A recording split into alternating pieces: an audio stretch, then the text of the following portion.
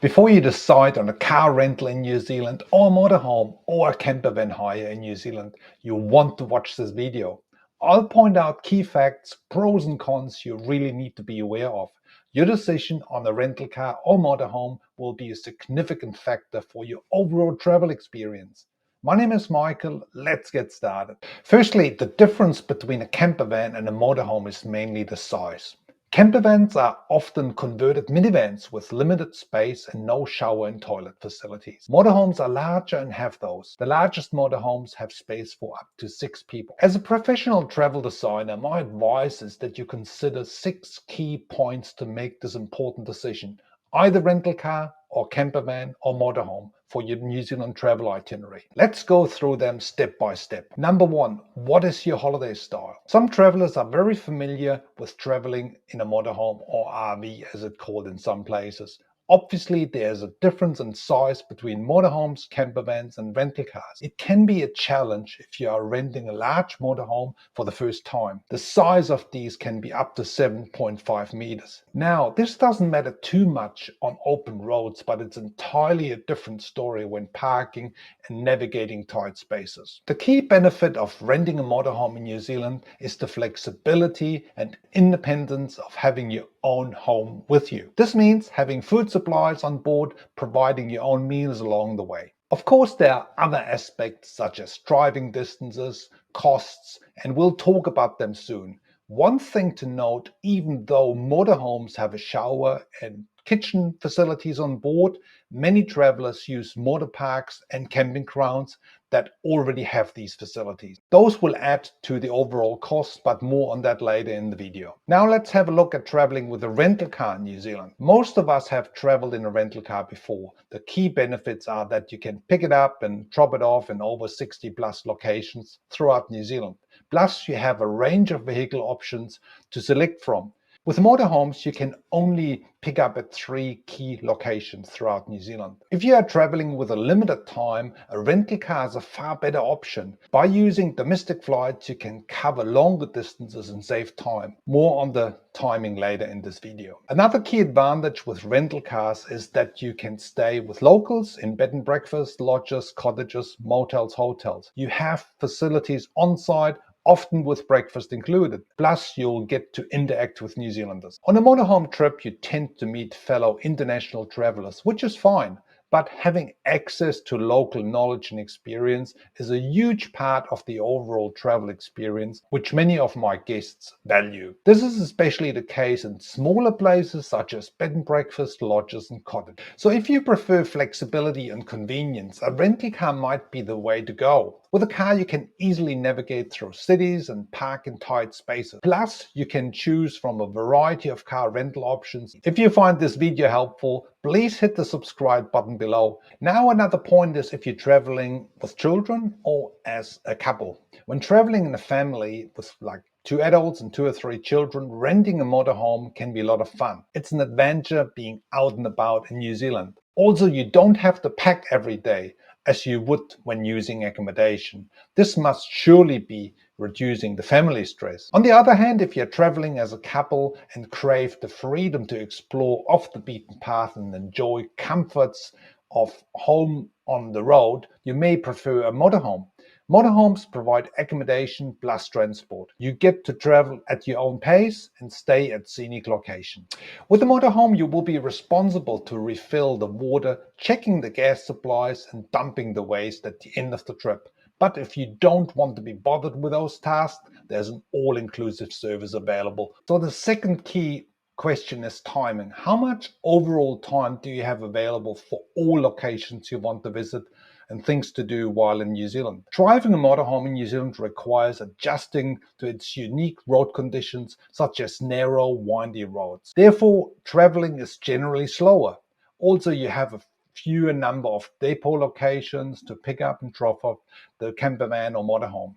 You'll need to have more driving time to cover locations you want to visit. But with a rental car, you can use a quick domestic flights to cover more distance, especially if you're covering both the North and the South Island. With a motorhome, you need to take one of the 5 ferries available between Wellington and Picton. Delays and cancellations are possible, So with these things in mind, if you're traveling with a motorhome, I recommend to have at least 3 to 4 weeks time available. The breathtaking views and unforgettable experience that you enjoy with a motorhome travel make it a popular choice for many visitors. Please note, for first-time visitors to New Zealand, I recommend 1/3 of your time to spend in the North Island and 2/3 of your time in the South Island. The third key point: New Zealand depot locations, travel distances and speed. With the rental car, you have 60 plus depot locations throughout New Zealand. Those are either at airports or even in the city location, like Auckland or Christchurch. Campervans and motorhome operators, you only have 3 depot locations to select from. Those are Auckland, Christchurch and Queenstown. So when planning your trip for both islands, you need to rent from Auckland to Auckland or travel Auckland to Christchurch or to Queenstown. Also, please be aware that during the peak summer season, like Christmas, New Year, there are often minimum rental periods of 14 days. Distances are obviously the same, but due to the limited depots, you will need to drive much more with a motorhome. Also, the overall realistic speed with a motorhome is about 60 kilometers an hour. So after 5 to 6 hour driving, you would have covered about 300 kilometers a day, which is more than enough on New Zealand's often windy roads. You can download our free New Zealand planning sheet in the description box below, which might be helpful for your overall travel planning. So the fourth point is staying while traveling. When traveling in a motorhome, most travelers will use campgrounds or motorhome parks for convenience. Yes, there are sometimes other dedicated sites. Councils often do not allow parking at some of the most scenic spots. Camping grounds and motor parks will incur additional cost, which is something to remember when deciding between a car rental and a motorhome in New Zealand. We'll talk about the cost topic soon. With a rental car, you are flexible with your accommodation arrangement. This could be regarding the style, cost and location. Another big plus when staying in smaller local accommodation is the access to information you get from your host. The breakfast provided at bed and breakfasts and lodges are a nice holiday experience.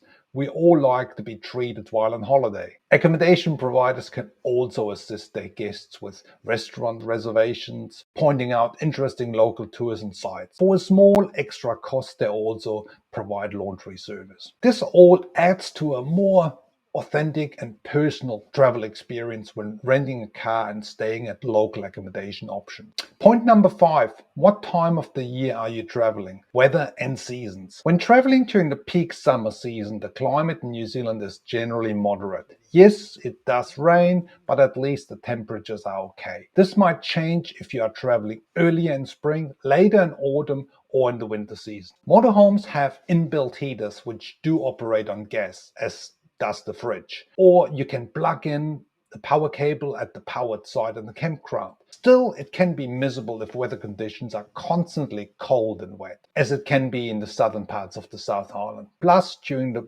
winter season, the daylight hours are much shorter in the south. Obviously, this is a difference when traveling in a rental car and staying at a nice accommodation with heating and more space and light. Again, if you find this video helpful, please hit the subscribe button below and put any comments into the fields. Point number 6, calculating on costs between motorhome and a rental car. To fully understand the cost difference between a rental car in New Zealand and a motorhome, I have provided an overview on the costs occurring. First, rental car. For 2 travelers traveling in November, Auckland to Queenstown. So let's say you have a mid-size rental car with insurance. The daily rate is $150. Then we have a mid-range bed and breakfast accommodation with breakfast, $350, 2 domestic flights, fuel for 2,500 kilometers. So the overall costs based on that calculation in April 2024 is around about, for 20 days, it's around about 5,700 New Zealand dollars per person. Now let's look at the second option, a motorhome. 2 travelers, November travel dates, Auckland to Queenstown. A 2-berth motorhome with shower and toilet, full insurance and equipment is around about $550 per day. The powered side on a campground for 2 people and the van is $60 New Zealand per day. The ferry, North-South Island, $400.